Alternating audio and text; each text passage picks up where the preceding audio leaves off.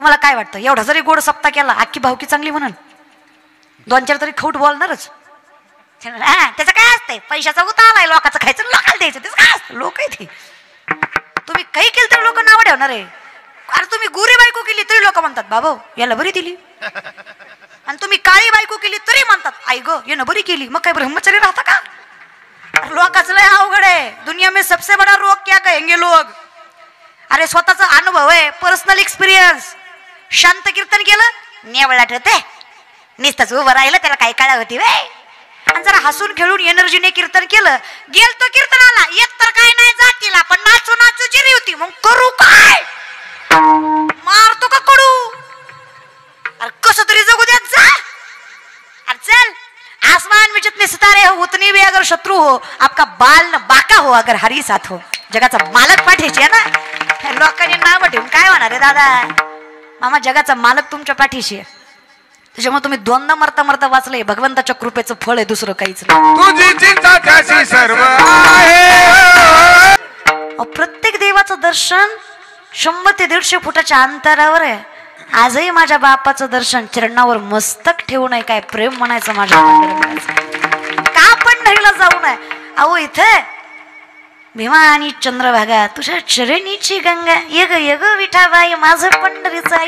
काय जणाई वर्णन करतात महाराज. देवा तुझ्या जागीच सगळं आहे तर कशाला फिरायचंय. न लगती साया सजावे देवाची द्वारी उभा क्षण भरी. आता हरिपटा इतकं किचकट काही नाही. हा देवाच्या द्वारी उभा क्षण मध्ये तेने मुक्तीचारी साधी आल्या भूतकाळ आहे. हा साधल्या गेल्यात त्या, साधायच्या नाही आहेत आपल्याला. मग आम्हाला साधायचं नाही, मग कशाला म्हणताय. याचा अर्थ भगवंताच्या दारात क्षणभर थांबल्यावर 4 मुक्त्या साधल्या जातात असं नाही. भगवंताच्या दारात, कारण आपण संसारिक माणसं अदर्शन अनुसंतत आणि कर्मानुबंधिनी मनुष्य लोक, माणूस कर्माने मानलेला आहे. आपल्याकडे कदा यदा कदाचित एवढं सामर्थ्य नसेल की आपण भगवंताच्या दारात जाऊन फार काळ थांबू शकू. सामर्थ्य नाही ना, कारण तेवढी स्तब्धता नाहीये. मग ज्ञानोबरायांचं वर्णन आहे, तुम्हाला भगवंताच्या दारात थांबायचे, क्षणभर थांबून 4 मुक्त्या साधतात असं नाही. तुम्ही क्षणभर जरी थांबलात 4 मुक्त्या साधायची गरज पडत नाही. याला हरिपाठ म्हणायचा. क्षणभर थांबा, द्वारकेचा राणा. मग अवघाची संसार.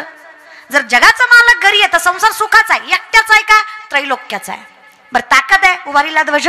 ज्ञानोबरायांकडे ताकद आहे, कारण ज्ञानोबराय म्हणतायत ते, पण ज्ञानोबराय कोण आहे आपल्याला समजून घ्यायला पाहिजे. महाविष्णूचा सखा माझा. ज्ञानोबराय जगाच्या मालकाचा अवतार नाही, जगाचा मालकच आहेत, जगाची मायाच आहेत ते. थोडं विषयाकडे या. कसं काय शक्य आहे.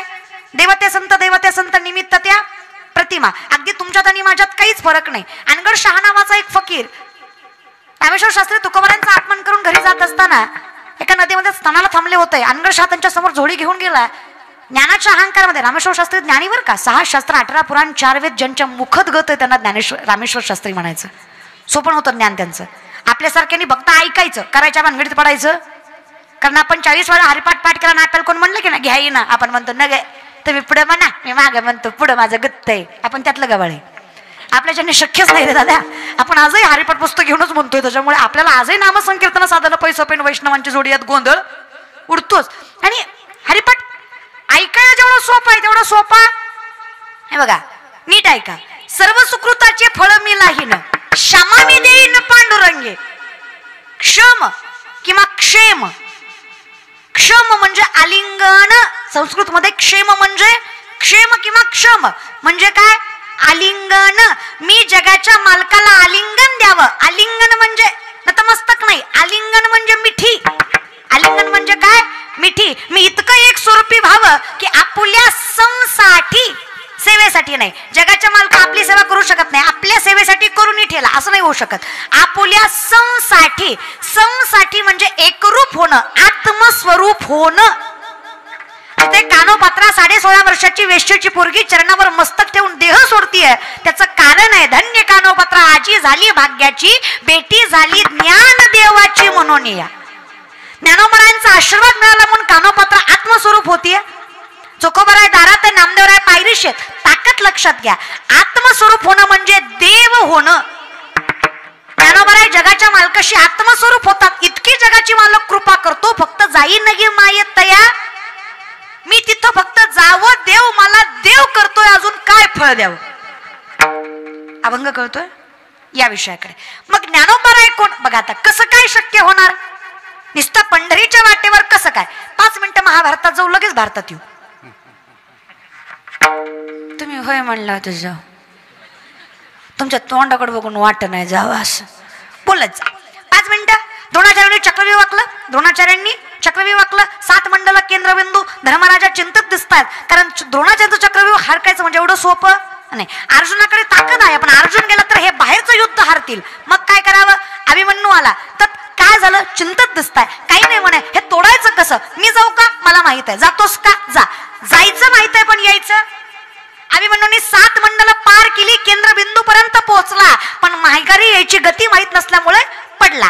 जसा पडला जयद्रथाने अभिमन्यूच्या मानेवर लात घातली. डोळ्यात पाणी आलं अभिमन्यूच्या. अर्जुन म्हणलं क्षत्रिय नावाने कलंक असतो. एक तर पडायला नव्हता पाहिजे आणि पडला तर जगायला नव्हतं पाहिजे. क्षत्रियाने एकतर हारू नये आणि हारण्याच्या अगोदर मरण पत्करावं. आपण त्यातलीच माणसं बरं का. हारू नये हारलं तर मरण पत्करावं. अरे तू जगायला पाहिजे नव्हतास. तू कस काय जगलास. आणि डोळ्यातनं पाणी पडलं म्हणून रडतो. अभिमन्यू म्हणला अर्जुनाचा पोरगा आहे पडलो म्हणून रडत नाही. जे त्याने मानेवर लात घातली त्याचा बदला मला घेता आला नाही म्हणून डोळ्यातनं पाणी आलं.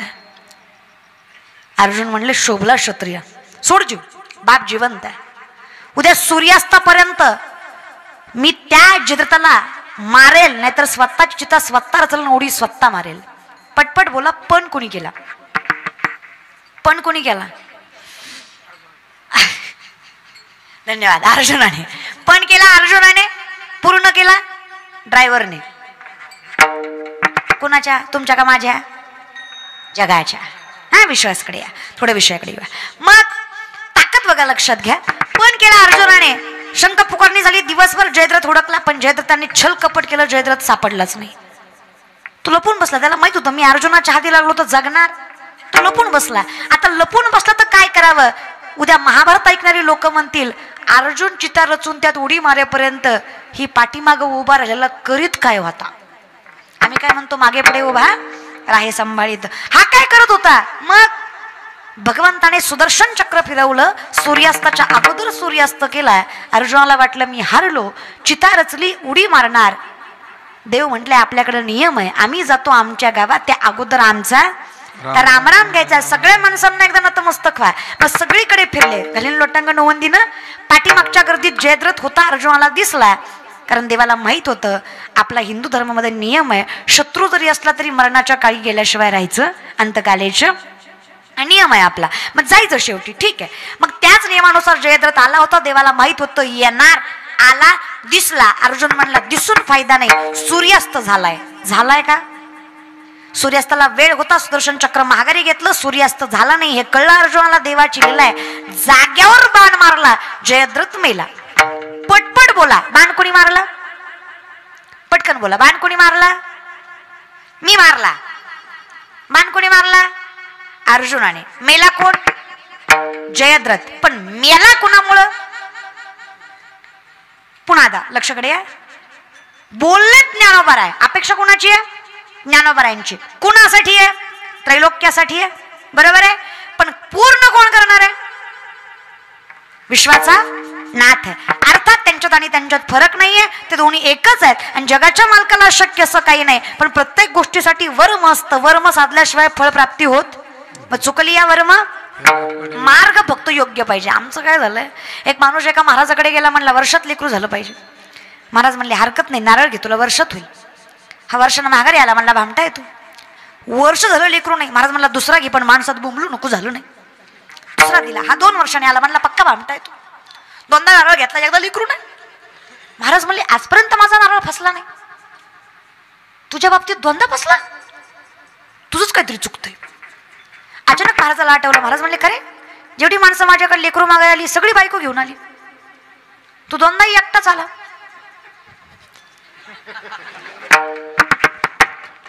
बायको कुठे आहे. ती मला लग्न नाही झालं.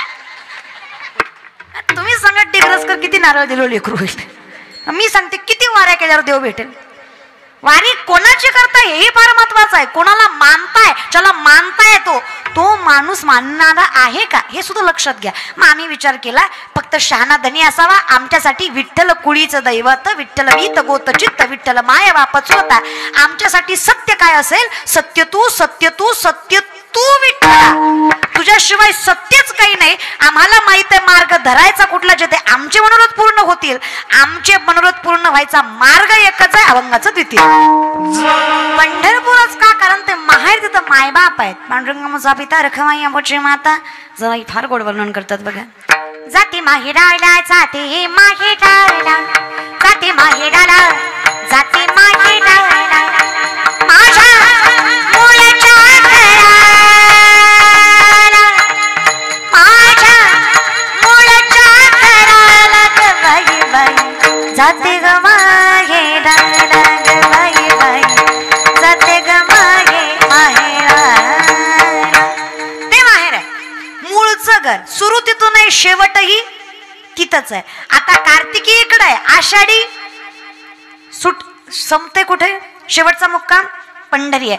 आणि तुम्हाला माहित आहे शेवटच्या मुक्कामाच्या ठिकाणी भेटलं की द्वादशीचा फळ मिळतं. अगदी त्या पद्धतीने ती फळाची जागा आहे, मोक्षाची जागा आहे, म्हणून पंढरपूर आहे. म्हणजे विनंती आहे थोडं जवळचं शिकायला घ्या. फार अवघडच चाललंय तुम्ही. तुमचं काय सर तुम्हाला जे दिसतंय तर सत्य मानताय तुम्ही, असं त्याच्या पाठीमागे लागू नका. फार विचित्र अवस्था आहे. नामदेवराय सांगतात बघा, लटके झाले कटके तेथे गाडग्या एवढे राळे, उडत चिमणी चरत चालली तिचे वाटी एवढे डोळे. हे नामदेवरायांचे कूट अभंग. कुठून कुठून किती कुठले कुठूनच कळत नाही. मुंगी व्याली शिंगी झाली तिचे दूध किती, 17 रांजण भरली पिले 12 हत्तीन. कोण व्याली? मुंगी. तिचं दूध 17 रांजण. कुणाचं? मुंगीचं. पिले किती? 12 हत्ती. कुणाच दूध? ऐका कीर्तन. तर वनात कासव गीत गाय, ज्याचा आवाज निघणार ते काय शिवरंजनी म्हणणार आहे का? पण गाय म्हणा माऊली. आता गाय तर गाय. बरं खोटं बोलताय. आम्ही लटकेची न बोलू वर्तमान खोटे, विष्णुदास नामा म्हणे आईचे यांची ख्याती, लटके जे बोलती पूर्वज नरका जाती. अरे खोटं बोललं तर कुळच्या कुळ नरकाला जाईल. खोटं बोलणाऱ्याची जात नाहीये खरे. इथं कर्म कमी बोबाटा जास्त आहे. आख्या करोनात किलोभर तांदूळ पण फेसबुक जाम. अरे कडू दिला कशाला?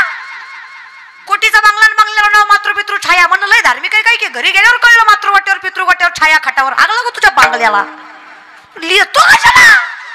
लोक इतकी विचित्र झालेत बाबा, काय सांगायचं. कंटाळ येतो कधी कधी. अहो एखाद्याच्या घरी जावं महाराज, आपल्याला सवयवर का आपण एखाद्याच्या आता कामच आपलं फिरायचंय. एखाद्याच्या घरी जावं, त्याच्या सोप्यावर बसावं, ती सोप्याचा पांगच फिरतय. ती आपलं काय ऐकतच नाही. तिथून मी याचा अध्यक्ष, त्याचा उपाध्यक्ष, त्याचा सचिव, त्याचा चेअरमन, त्याचा सरचिटणीस. आपल्याशिवाय गावचं पान हलत नाही. आपल्याला आपल्या बायकोचं लय चालतंय ना, आपली बायको लय मोठ्याची. हान मग आम्हाला हानतो का खायला का? ठीक आहे रे.